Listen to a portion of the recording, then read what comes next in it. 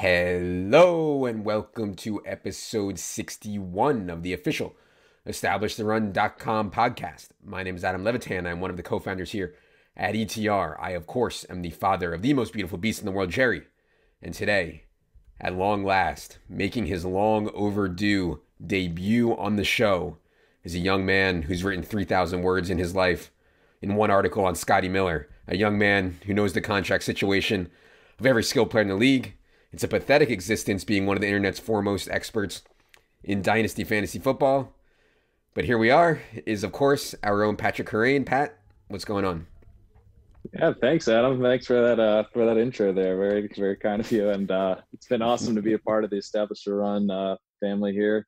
Thank you guys for bringing me on. And yeah, I've been doing all sorts of content on Dynasty. I got stuff coming up on best ball. I'm doing high stakes content as well once we get into the prime redraft season. So it'll be good stuff. Yeah. For background, I first met Pat at a high school field in Havertown, Pennsylvania, a long time ago. I don't know, maybe 4 years ago. And I know people are thinking, what were we doing at a high school field in Havertown, Pennsylvania? I mean, this was, God, it's so embarrassing. This was the first quote unquote broathlon put on by MIMS, and I was dragged, against my will to drink alcohol and like do fitness stuff for MIMS. I'm sure you can find it on YouTube if you Google, if you put in original broathlon or first broathlon into YouTube. But so Kerrane was there filming me and MIMS and Bales doing this broathlon, and so Kerrane, I'm like fake chugging these beers because obviously I didn't want to actually drink the beers and run, so I'm like pouring the beers down my face as I'm running and swallowing maybe like 5% of them, and Pat's like has the camera right in my face. I don't know, do you remember that, Pat? Of course I do. Yeah, that was unbelievable. And then I actually got you and Bales to sit down with me for a podcast afterwards, as you guys are all sweaty and just want to get out of there. So that was nice of you guys. Yeah, I know. And now I did that all for MIMS, and now MIMS is dead. It's unbelievable. Okay. Let's give the people some actual background, though. Pat, how did you get into this Dynasty Fantasy Football thing? I mean, I know that maybe it's not the most popular form of fantasy, but the people who are into it are like so into it. How did you get into Dynasty Fantasy Football? Yeah, so I think it started with I started writing originally for RotoViz, and I was a big reader of that site, and I really liked their approach to prospect analysis. And that's kind of what got me into it. I just started doing deep dives on the rookies every year, which I think is very helpful for redraft. But then once you kind of get that bug where you just want to make sure you know what that incoming class looks like, then obviously the best way to get an advantage is Dynasty. And I do think that Dynasty forces you to go deeper, not just on the rookies, but on the situations in terms of contracts, depth charts. And so you really have a much better base of knowledge to then approach something like redraft, where often, you can have guys who are overvalued because of the way, the depth chart looks like it's going to shake out for week one. But, you can have running back breakouts from younger players that are a little under the radar and all that stuff. So I think Dynasty really helps you get an advantage there. And it's just, I think it's a format that really pays off with multiple different strategies. You can go all in for the current year. You can play the long term. You don't have to only, incorporate one strategy all the time. You kind of survey the field, survey your league, and you have a lot more flexibility into the strategies that you then employ. Yeah. I mean, Dynasty is a ton of work, but it's also super interesting to think about. When should I be selling players? When should I be buying them and treating players more as stocks? Whereas in DFS and in redraft, we're focusing on opportunity so much. That said, I do today want to talk to Pat a bunch about this rookie class from a redraft perspective, from a DFS perspective, because I don't think very many people on the planet know more about these oncoming rookies and their skill sets and how they'll fit with their teams than Pat. By the way, if you go to the site, you'll find Pat's full Dynasty rankings with age, contract status, his notes. He's going to update that soon. You can find a bunch of his Dynasty articles, as he mentioned, a ton on this rookie class. And then that's what we're going to focus on today, the outlooks for this rookie class. And I think the best way to do it is in the context of Pat's rankings for Dynasty drafts. So we're going to go in order of Pat's Dynasty rankings, rookie rankings, which you can find on the site. But we're also going to focus on kind of year one outlooks here and 2020 redraft, season long stuff on these rookies. So let's go ahead and start at the top. Pat, you're 1.01 for Dynasty rookie drafts, and I think a player a lot of people are going to be excited about in redraft also is CLYDE Edwards-HELAIRE, who was the somewhat surprising first running back off the board, first round draft capital. After the draft, the Chiefs brass and coaches are like falling all over themselves, like full erection for CLYDE Edwards-HELAIRE, comparing him to Brian Westbrook, saying he was their guy all along. They can't wait, blah, blah, blah. Meanwhile, when Damian Williams had opportunities, Damian Williams was extremely productive. How do you think CLYDE Edwards-HELAIRE's splits with Damian Williams in year one, and why is Edwards-HELAIRE the 1.01 in Dynasty? Yeah, I think that Williams will be involved in year one, but with Edwards-HELAIRE, you have his strength being in the passing game, which obviously matches up very well with that offense, and it matches up very well with Andy Reid's approach to running backs in the past. And that's the most valuable piece of fantasy backfields that we want to have. We want to make sure we have the guy who catches passes, and Edwards-HELAIRE is definitely going to be that guy. Although I expect that Williams will be involved in some capacity there as well. It should be somewhat of a committee in year one, but Williams is an unrestricted free agent after year one. So for dynasty purposes, I think you have the potential of Edwards-HELAIRE being like maybe, you know, a discounted Christian McCaffrey type of guy. I don't think he's going to get that complete workhorse level, but kind of on the Aaron Jones, Alvin Kamara spectrum is his upside, and he could see it very quickly. He should be immediately productive. So I think just kind of just an absolute smash situation for Edwards-HELAIRE, and he bolts up from, you know, I did not consider him the top running back in the class before this. And, you know, a guy like a Swift would be ahead of him pre-draft for me too, but the situation and the draft capital makes a huge difference. Oh, for sure. And having players attached to Patrick Mahomes, and, you know, we joke a lot and we bust Peter's balls about using the word generational too much, but I think you can make the case that Patrick Mahomes is going to go down as one of the best quarterbacks ever, and having his feature back tied to him for the next 4 or 5 years, just absolutely locked, which, you know, obviously first round draft picks will be with the team under relatively cheap contracts for 4 with 5th year option. That's worth a ton. So to me, it's no brainer in Dynasty. I think in redraft, there's a chance CLYDE Edwards-HELAIRE, and we'll see where ADP shakes out, is overdrafted, just because I think Damian Williams is going to still be involved, but we'll see. I mean, I assume he's going to end up going in 2nd or 3rd round in redraft, and we'll have to see where all that shakes out.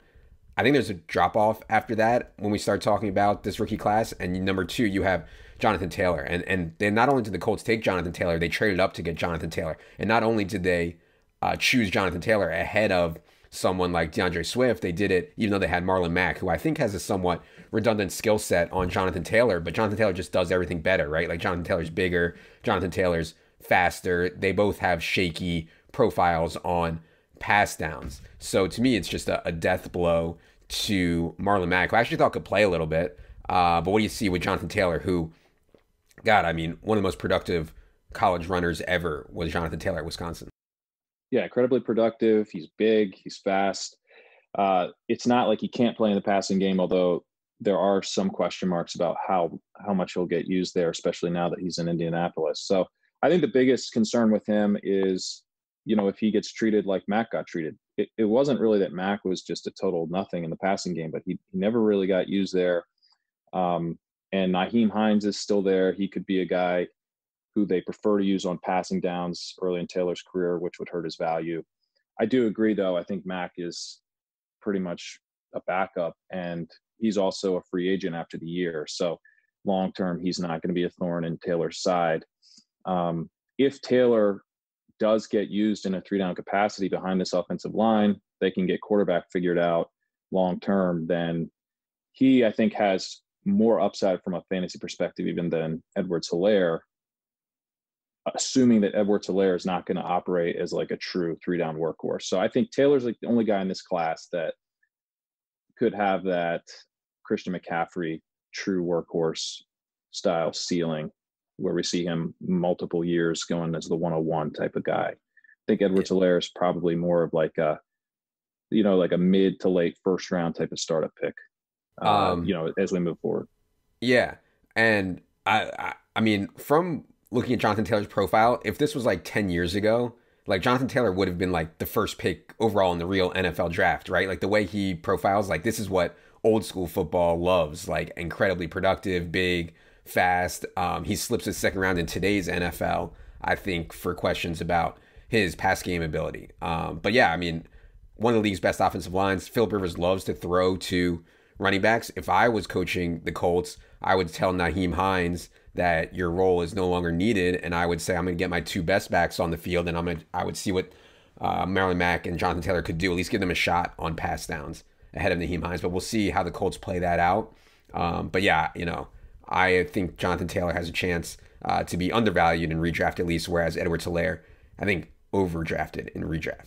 Let's talk about some receivers here. I tweeted about Amari Cooper's contract situation, and things are going to go bad on Twitter when like real NFL Twitter gets a hold of it, because like Tyrann Mathieu like quote tweeted it, and all I said was that I wasn't trying to say Amari Cooper did a bad deal, that Amari Cooper got underpaid. All I was saying that there's no guaranteed money left in Amari Cooper's contract after 2021. He still did well to get $40 million guaranteed up front, and to have the contract front loaded up to $60 million. But if the Cowboys want to move on from Amari Cooper after the 2021 season, they can. Same goes for Michael Gallup. And then you get CeeDee Lamb in this incredible environment with Dak Prescott and Gallup and Amari and this really exciting offense and Zeke. So I like that you have CeeDee Lamb ahead of all the other wide receivers in Dynasty. I think it's a different story in redraft, obviously, because of once you start projecting target shares for these guys in year one, it's going to get extremely, extremely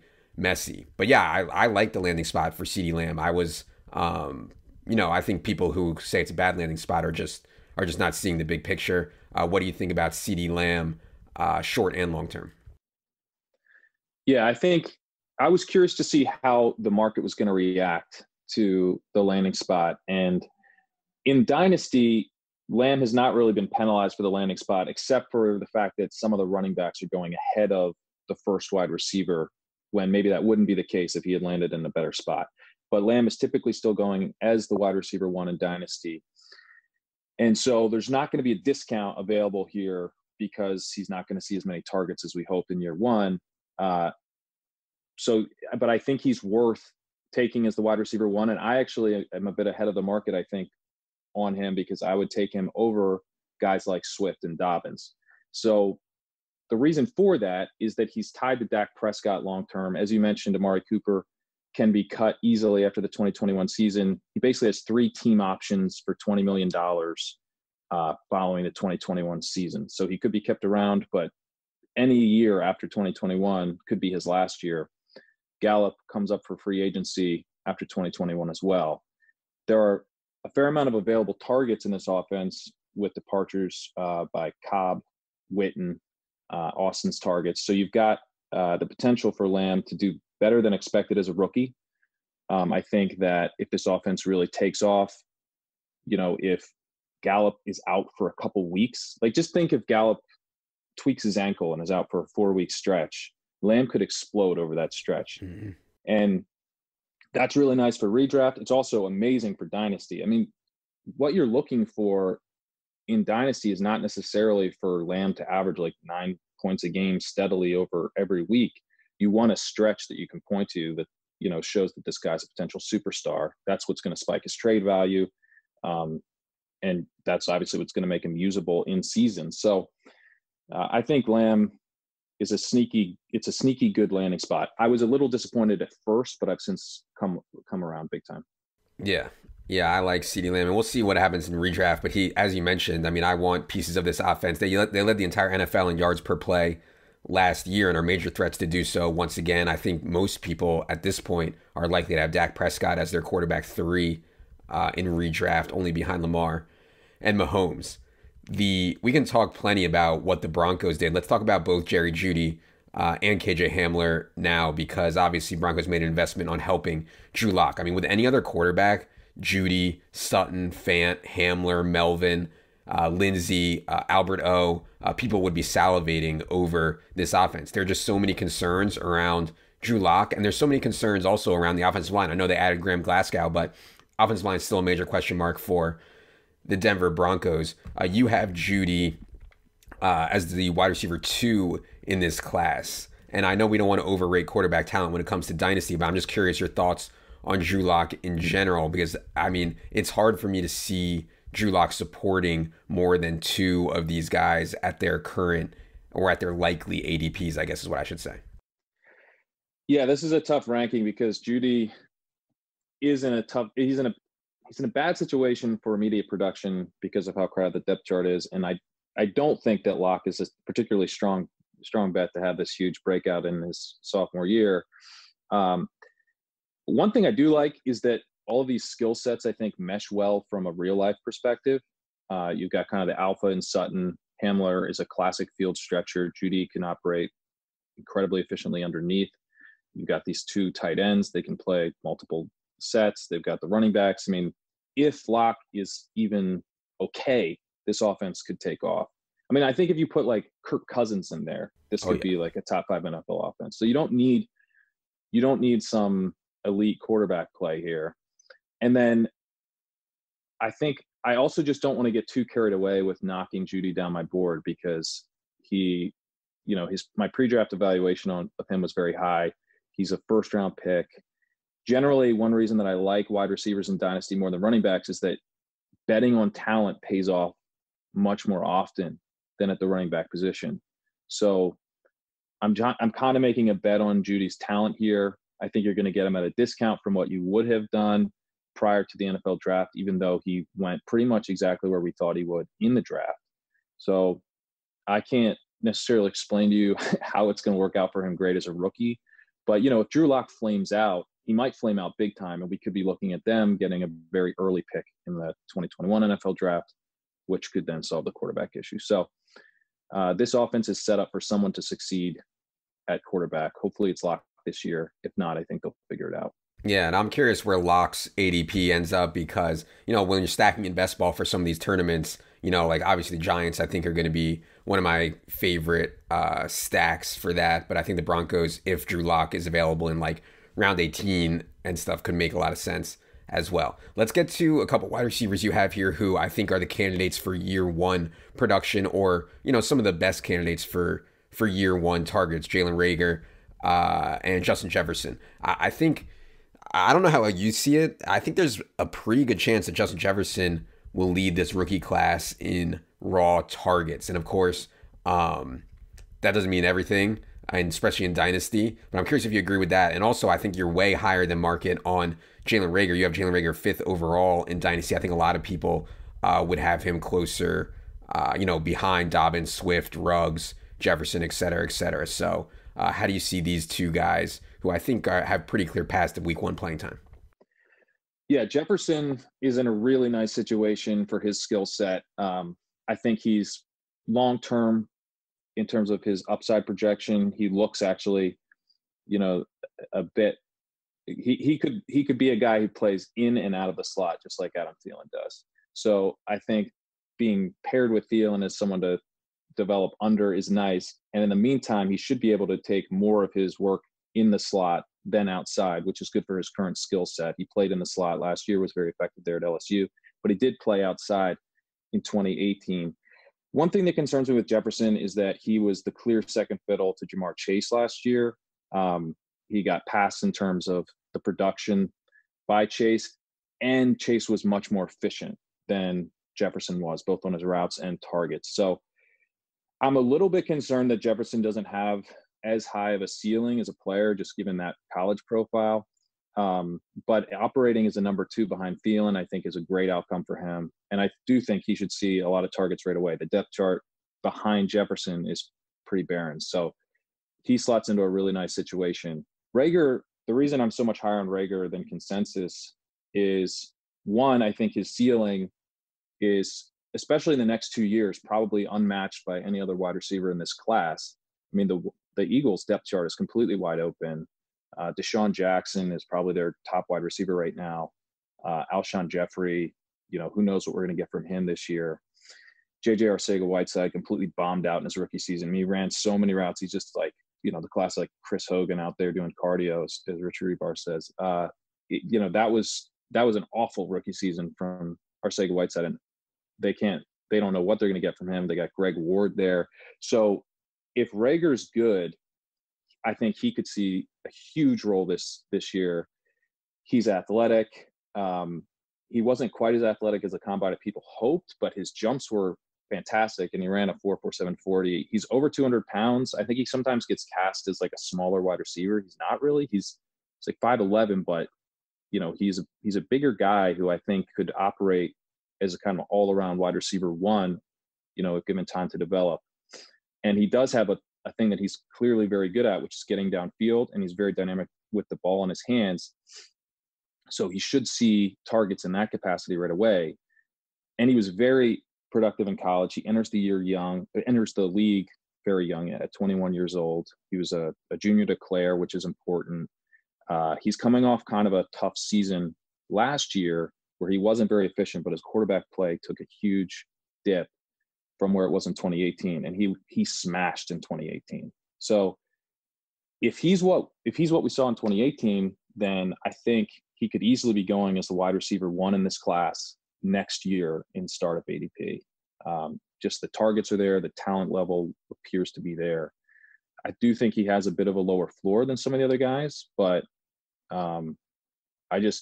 to me, he's a no-brainer ahead of these running backs that we'll get to that are looking like they could be in committee situations.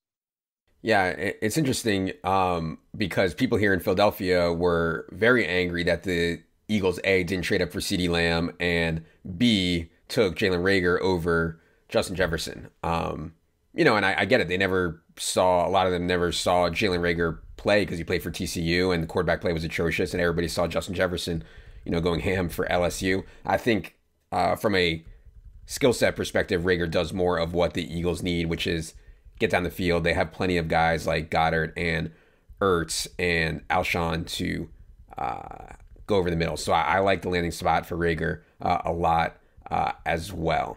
Let's talk about a couple of running backs. You have J.K. Dobbins 7th and DeAndre Swift 8th. Dobbins enters a crowded backfield. Mark Ingram, Gus Edwards, Justice Hill, but Mark Ingram is old or getting older at least. Gus Edwards is at best, I think, a replacement level back, and Justice Hill barely got on the field as a rookie despite a lot of hype. I also think, you can correct me if I'm wrong, but I believe J.K. Dobbins has plenty of experience at Ohio State in like read option type stuff, which is what obviously Lamar Jackson runs a lot. So I think even with a limited offseason and training camp, particularly at the running back position, it's going to be easier for these guys to come in, especially if they've run the scheme, which J.K. Dobbins has done. So I'm optimistic that Mark Ingram is not going to see more than 10, 12, at most 13 carries a game. That still leaves plenty for J.K. Dobbins, assuming he plays ahead of Gus Edwards and Justice Hill, which I think he will. So, and then long term, you can tie J.K. Dobbins to this offense and Mark Ingram moves on, which I think is exciting too. So seems like a really good landing spot, a really, really good landing spot for J.K. Dobbins. And then we'll talk about Swift after that. Yeah, I agree. I think it's a great landing spot. Mark Ingram can be cut to save $8+ million after the season.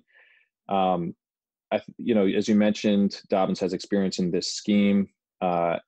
His weakness was pass protection, which I think will be kind of this helps limit that weakness as well. So I think it's just a great landing spot. The thing that I do worry a little bit about is that Mark Ingram, who was used somewhat as a pass catcher in New Orleans, wasn't really used that much in that capacity last year in Baltimore. So if Dobbins is cast kind of, more as a, what we would consider kind of a 2-down type of running back, and that he's not getting a lot of pass work, then that will limit his upside, in the short and long term. But, by next year, I think we're probably looking at Dobbins as the clear lead back in this offense. And that's definitely a guy I want pieces of. Yeah, I mean, Lamar's never going to throw it to his running backs at a high rate, right? It's just never going to happen. So I think if that's what you're expecting out of J.K. Dobbins, like that would be a concern for me, obviously. Speaking of throwing to your running backs, though, DeAndre Swift profiled as one of the best pass catching backs in this class. He lands with Detroit, and I'm not sure that DeAndre Swift is necessarily better than Kerrane. Like, I actually like Kerrane. I think he's a really good player. The Lions thought that he couldn't handle more than, I don't know. They never seemed willing to give him more than 13, 14, 15 touches in a game for whatever reason. So now they have two guys, and I think that they're both going to play relatively equally. Kerrane more likely to get goal line work, Swift more likely to catch the football. So I think it's kind of clear cut here. Like, I don't see one guy as that much better than the other, and one guy is going to emerge, particularly from considering what we've seen from this coaching staff before. Do you see it any differently on DeAndre Swift? No, and I think Swift's getting overdrafted, partly just based on that people were very excited about him pre-draft, which I get. I mean, he's a very exciting prospect, but this situation really stinks. Kerryon Johnson is not a free agent after the year. So this is a kind of a gross committee situation that could last for several seasons. I think that would really take some of the shine off of Swift in the trade market. And they also drafted a kid in the 5th round who's a very accomplished pass catcher, Jason Huntley. So they're just sending us signals that they want to run a committee. And I really wish Swift had gone elsewhere, but based on the situation, to me, I can't really, I just can't justify taking him over these other wide receiver prospects who are excellent prospects, and then Dobbins, where the situation could just break very positively for him quickly. This situation probably be gross for multiple seasons. Next on your list at 9th is Henry Ruggs. And, it's funny. Like, the wide receiver who goes first in the draft is typically the one who ends up the top of dynasty boards. I'm in one Superflex dynasty draft. Please don't, call me Team No Sex, but I am in a dynasty Superflex draft right now. And Henry Ruggs, the first wide receiver off the board, didn't go in the rookie draft until like 2.1. I don't know. This has to be really rare for the wide receiver 1 in real life to come off the board so late in rookie dynasty drafts. And, I have my concerns about Henry Ruggs and how he fits with Derek Carr and et cetera, et cetera. But it's just shocking to me that the market seems so down on him, given the draft capital. Yeah, I'm curious to see where he settles in as rookie drafts move along, because Ruggs was not productive in college. And I think, the leagues that are going on right now, like basically other writers and stuff, they're just not generally going to get on board with a guy who was not productive. But he's very fast. He was the first wide receiver taken. He could have a huge target share very quickly. Tyrell Williams I think almost has to be let go based on his current contract after the season. So even more targets are probably going to open up there. I think Brian Edwards, who they drafted in the 3rd round, is fine. He's a fine prospect, but not someone who I expect to come in and steal the targets away that they're expecting Ruggs to handle. He's 188. He's 5'11", so he's a guy that I think is probably, he's 21 years old. So he could develop, get a little bigger and, look more like kind of an alpha number 1 wide receiver, even though he's considered right now to be the speed threat. He has excellent hands, so I don't think the comps to like Darius Hayward-Bay are fair. So yeah, I think that Ruggs is going to end up being undervalued in this class, at least, especially right now with where the rookie ADP settled so far. But there are real question marks about what he did in college, even considering the fact that he was playing with Jerry Jeudy, he's playing with Devonta Smith, so there wasn't like a ton of targets to go around. He vastly underperformed what we want to see from a rookie prospect. He reminds me a little bit, it's a weird comp because they're not at all similar in size, but he reminds me a little bit of Kelvin Benjamin when he came out, because Benjamin had a lot of red flags as well, but he did one thing really well. He won downfield with his size, and he was going to see a ton of targets. And it was just kind of smart to just trust the draft position and take him. And I think with Ruggs, it's a bit of a similar situation where, yeah, he's not a complete prospect, but he does have something he does really well that will translate to the NFL game, and his team plans to feed him. Yeah. I mean, I also talked to Evan on Friday about, do we think Derek Carr has been so conservative with his targets because he hasn't had downfield threats, or is it because Derek Carr just likes to check down? I kind of think that it's the latter, and he's just not aggressive enough. But what they've given him with Ruggs and Edwards, it's at least possible going forward that Derek Carr can take more shots, and he'll be, encouraged by Gruden to take more shots. All right, let's move some of these latter half guys a little bit quicker here. You have Laviska Shenault 10th. Brandon Ayuk 11th, Cam Akers 12th, T. Higgins 13th. I think from a redraft perspective, I'd be a little bit surprised if T. Higgins wasn't a starter right away in three wide receiver sets. AJ Green, T. Higgins on the outside, Tyler Boyd in the slot. I think that gives T. Higgins some reasonable upside. I mean, and in San Francisco, behind Deebo Samuel, there is very little, and they seem very excited to have traded up and gotten Brandon Ayuk. So from a redraft perspective, I think Higgins and Ayuk would be my favorite out of those four that I just mentioned. I've seen some people be extremely high on Cam Akers, and we can talk about Darrell Henderson in a second here because I think he's in big trouble based on what we've seen. But yeah, what do you think about year one impacts for Ayuk, T. Higgins, and Shenault? Yeah, I think I agree with you about Higgins. He should be on the field right away. But John Ross does what John Ross does, and I think he'll have a role. So I'm not sure what his immediate target projection looks like. And Higgins had one good year, really, and it wasn't even that good. Like, it was very, very efficient, but in terms of just the amount of the offense that he accounted for, it wasn't even that strong for a prospect coming out. So he looks like a very boom bust guy to me. Ayuk, I have him ahead of Higgins because, well, first of all, Ayuk went in the first round, which makes a difference. And Ayuk was also just good for 1 year, but he was even better from market share of his offense standpoint. He's terrific after the catch, and I think he probably projects to see a bigger target share right away, and he fits very well, actually, with what I think Jimmy Garoppolo can do for his wide receivers. And I love that he's with Kyle Shanahan. He's super creative. He's going to scheme up ways to get Ayuk the ball in space. I think that's a great fit. I think Chenault's year one outlook is maybe a bit underrated. This is a versatile type of player who will probably operate somewhat out of the slot, where he's competing with D.D. Westbrook, who's been pretty damn bad for 3 years now. And then Leonard Fournette saw 100 targets last year, which were total waste. I think some of those could go to Shenault, either kind of as out of the backfield routes or short kind of slot routes. But he's a big dude. He's 6'1", 227. We don't have numbers on his athleticism because he was dealing with an injury. He did run a 4.58 40, but people think that might have been slower than he might have done. And he was just a huge producer in college. So he's kind of like if Cordell Patterson was good at football, basically. So I think that Shenault could see touchdown upside. Like he could have a fair amount of touchdowns as a rookie. He should see a fair amount of targets in an offense that's pretty open behind DJ Chark, and he won't have to deal with the primary tension of the defense because of DJ Chark. So I think he's a sneaky year one play and someone who's going undervalued in Dynasty as well. Okay, I want to spend a minute on the Cam Akers situation. What Sean McVay has told us about Darrell Henderson is he played him in the preseason last year, and Sean McVay never plays guys he thinks are going to be contributors in the preseason.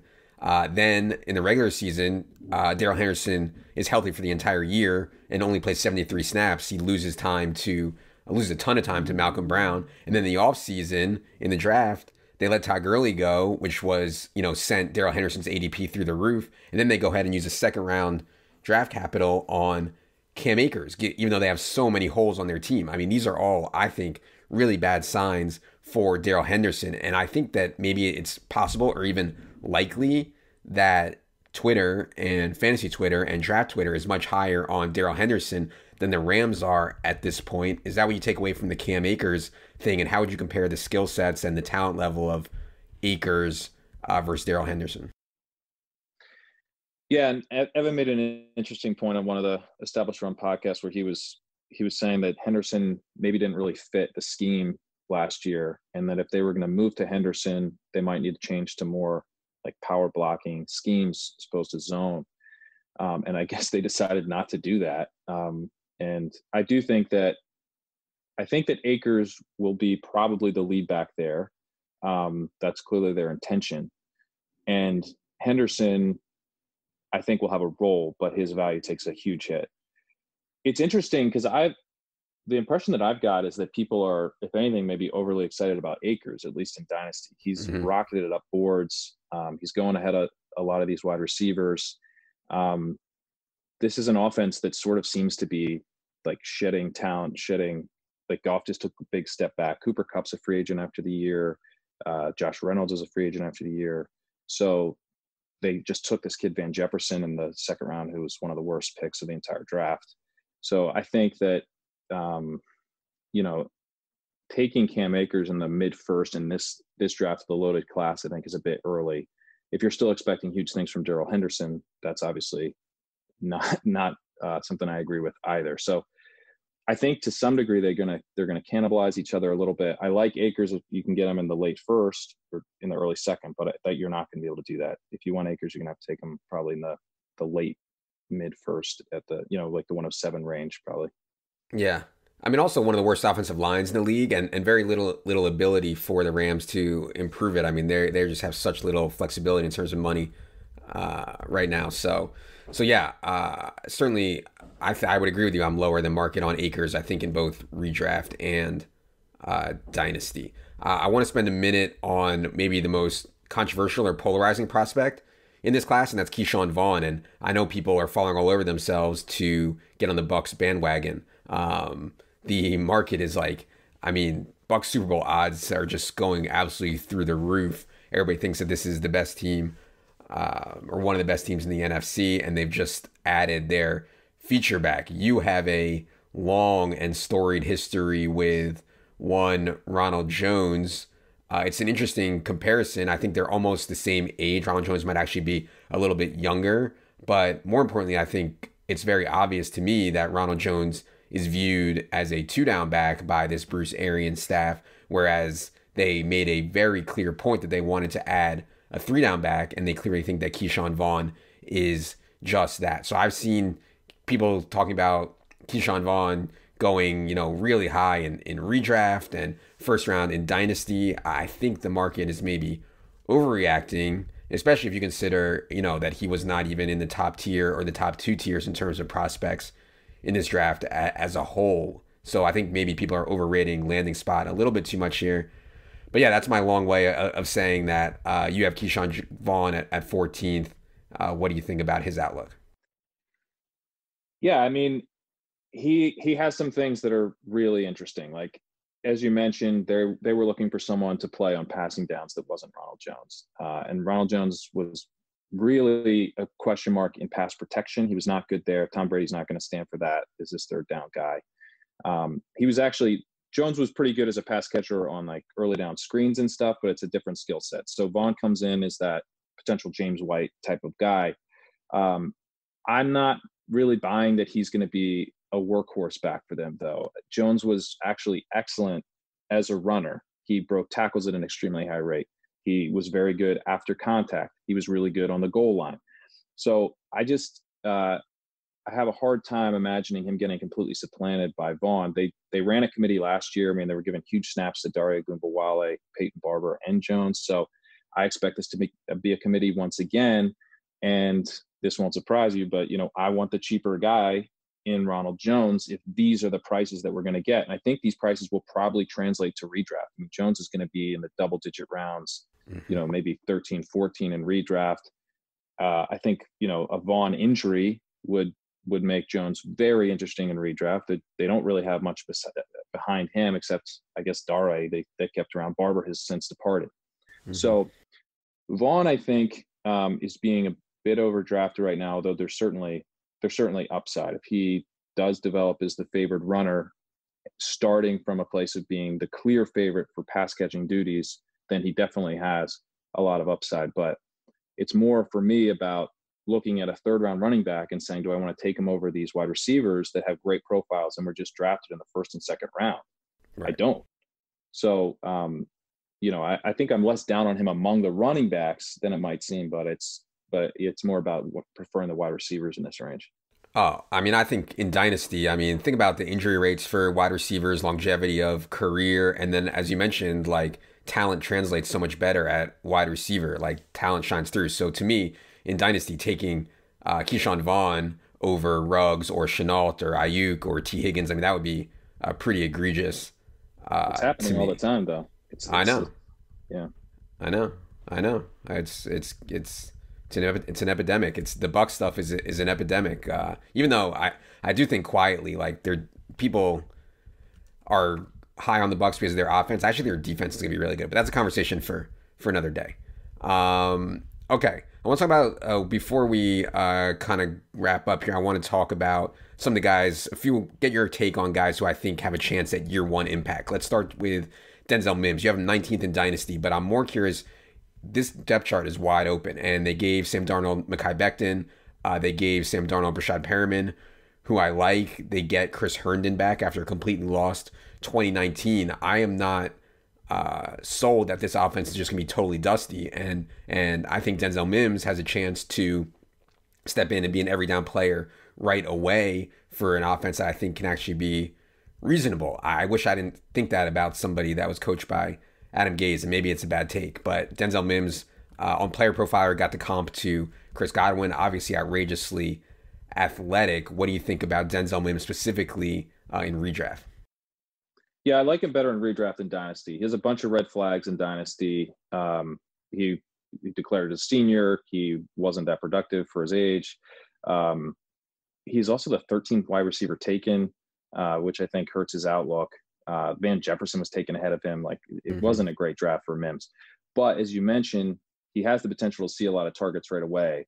I think if you're in the type of dynasty league where you can flip guys easily, I like him more there. And for redraft, I like him as well because he is very athletic and there's not a ton of competition. I think Perriman is kind of a sneaky play in redraft this year. I think he could have a bigger role, especially if you agree with me that Mims is kind of an overrated prospect, then the outlook for Perriman looks great.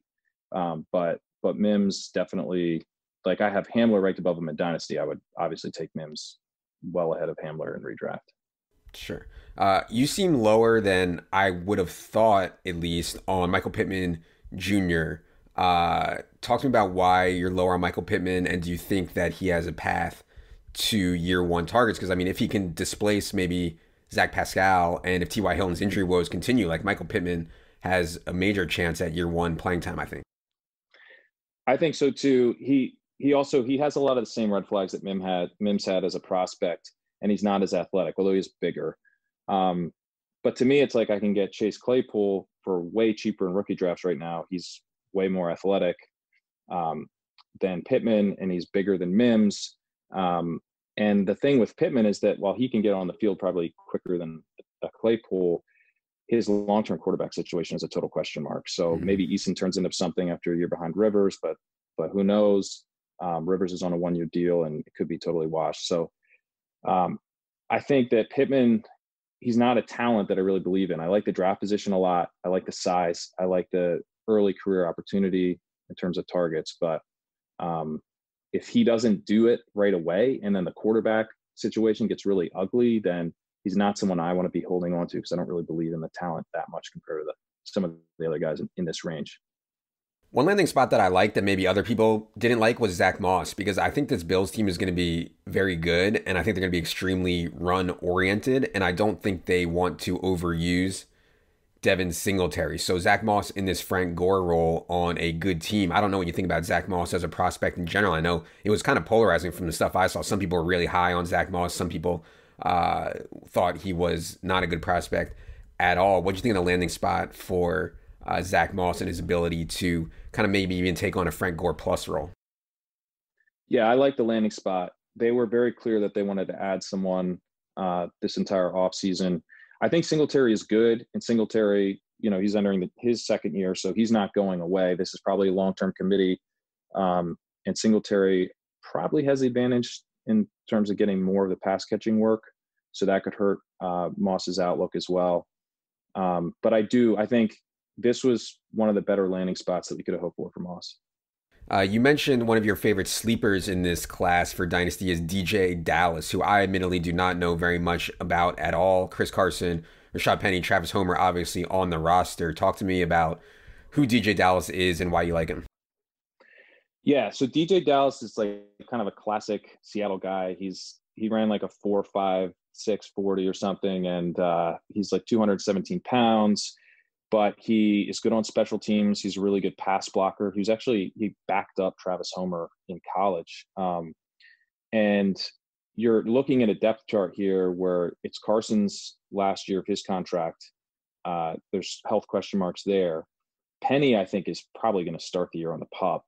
And then Homer was okay in the role that he had last year at the end of the year, but I don't think necessarily like a huge impediment to Dallas getting on the field. And he was a 4th round pick. So he's going like a lot later in drafts than some of these other 4th round picks, but he has potential to start like right away, you know, if Carson isn't fully healthy to start the season or something, or has a setback. So, and I think in a worst case scenario, he'll be mixed in throughout the year, again, because they're going to be able to trust him on passing downs, and he'll be active on game day, because I think he'll take over for Tyler Lockett on special teams as a returner. So that makes me really excited. And Graham Barfield, who does the yards created metric, he compared him to actually discount Zach Moss. And I think that's sort of what you're looking at in rookie drafts right now. He's sort of a discount Zach Moss. He was taken a round later. He's probably going to be in a committee right away, but unlike Moss, he has the potential to be the long-term lead back going forward, where Moss and Singletary are going to be a long-term committee. Jerry is barking at the thought of DJ Dallas being a starter for the Seattle Seahawks. Exciting stuff. Okay, if you want more on Burrow and Tua and Herbert, you can go to the site. You can also listen to the podcast I did Friday with Evan, when we talked about the situations, what we expected out of those guys. We'll get more on playing time and week 1 outlooks for Tua and Herbert as the offseason moves along here. But for everything Dynasty, go to the site, check it out all for free right now. All of Pat's stuff, all of his rookie rankings, all of his full rankings, all of his articles are up there now. You can read 5,000 words on 6 wide receivers, because Pat is a sick, twisted individual. Also, all these shows are going up on YouTube. Producer Luke is crushing it in the YouTube game. Get out there, hit the subscribe button on YouTube. It's free on there. Also, Pat, tell the people where they can find you, where they can find your wisdom on the deepest of deep NFL thoughts. Yeah, at Pat Kerrane on Twitter. At Pat Kerrane on Twitter, 2 R's in Kerrane. All right, that's going to do it for today. We'll be back tomorrow with Evan to talk about what we learned from the draft, what teams are telling us, winners, losers, et cetera, in terms of veterans. So, for Pat, for producer Luke, for Jerry, I am Adam. Good luck, everybody.